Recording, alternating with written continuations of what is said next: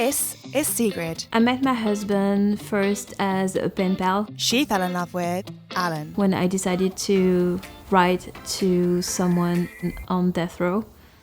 Alan was charged with murder and burglary and is currently serving his sentence on death row. When people learn about my relationship, most of the comments I have is that I don't care about the victims. It's hard to be in a relationship that is based on something that is so tragic. My family was not happy. They were really scared for me. They're like, wow, he's like the worst person ever.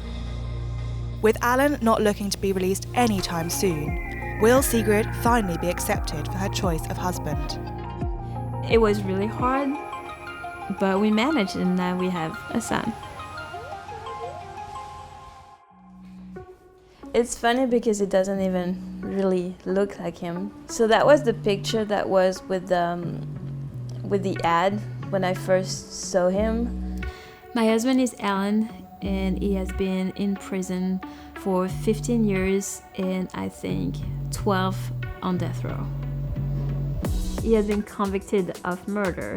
In 2005, Alan was charged with first-degree murder and put on death row for his crimes. There are no plans for him to be released anytime soon. This is the very first box, I think. I started writing to prisoners, not prisoners in general, but death row inmates. Because I was against the death penalty. This is just like one box is 1 year. I believe in second chances and rehabilitation. Yeah, that's the very first letter that he responded to my awkward letter. Pretty quickly, we started just writing all the time. Your life sounds very exciting to me. I can't wait to hear more about you and your life in Copenhagen. When I started to realize that I was having maybe feelings for him and him for me, we both got scared because it was not just a prison relationship. It was also a really long distance relationship because I was in Europe. We took a step back and we tried to stop writing to each other. And we were both miserable, and after 6 weeks, he wrote back. The first words were, "I love you." Their long-distance relationship blossomed, and after a year of writing, Alan proposed. We got engaged here because I'm showing my ring. They had to prepare for their big day to be behind bars. He just made a little speech saying how much he loved me and how much I mattered to him, and that he really wanted to spend the rest of his life with me. It's bittersweet when I look at the pictures. It's really hard, and seeing us like together, holding hands, it makes me really nostalgic, and I really hope I can have that again soon. Not everyone was happy about the couple's big news, and Sigrid faced a lot of criticism from family and friends. I think it's when they found out his name and looked him up, and that's when they all disappeared.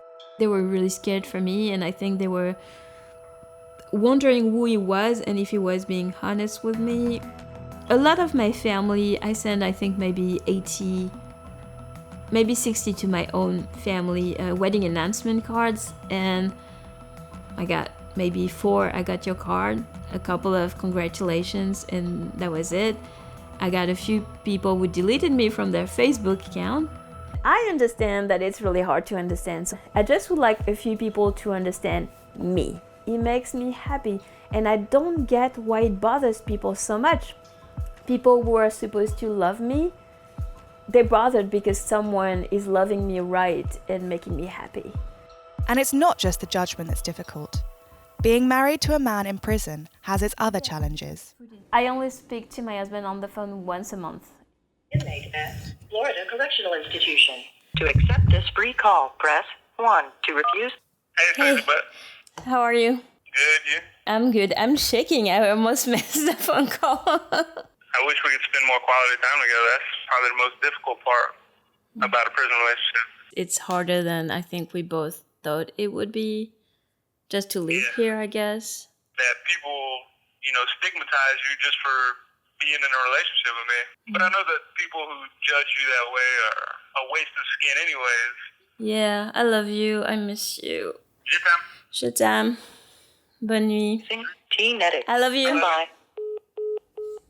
When I go to the visit, it's always bittersweet because I'm really happy I spent 6 great hours and we could touch, which is really important to just be able to touch a little bit. But I'm sad I have to leave him there. We don't want to say how my son was conceived.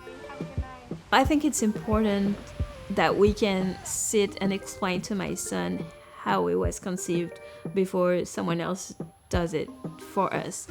I like to respond that he is in prison, but I'm not. It was really hard, but we managed, and now we have a son. Well, sadly, Alan missed out.